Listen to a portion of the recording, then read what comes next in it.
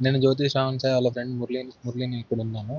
నిన్న నిన్న పొద్దున జ్యోతి శ్రావణ్ సాయి వాళ్ళ గర్ల్ ఫ్రెండ్ అనే ఆమె శ్రీజ అనే ఆమె ఫోన్ చేసి శివాని పిలవడం జరిగింది. పిలవడం జరిగిన పక్షంలో ఇతను వాళ్ళ ఇంటికెళ్ళిండు. వాళ్ళ ఇంటికెళ్ళిన తర్వాత వాళ్ళ తల్లిదండ్రులు కలిసి కొట్టి జ్యోతి శ్రావణ్ సాయి మరణించాడు. ఈ ఈ క్రమంలో వాళ్ళు కొట్టిన క్రమంలో జ్యోతి శ్రావణ్ సాయి మరణించాడు. ఇంతకు ముందు ఒకసారి మేమిద్దరం అదే ఇంటికి వాళ్ళ ఇంటికి వెళ్ళినప్పుడు మా ఇద్దరికి వాళ్ళ మామ అనే అతను మా ఇద్దరికి కత్తులు చూపెట్టి భయపెట్టాడు.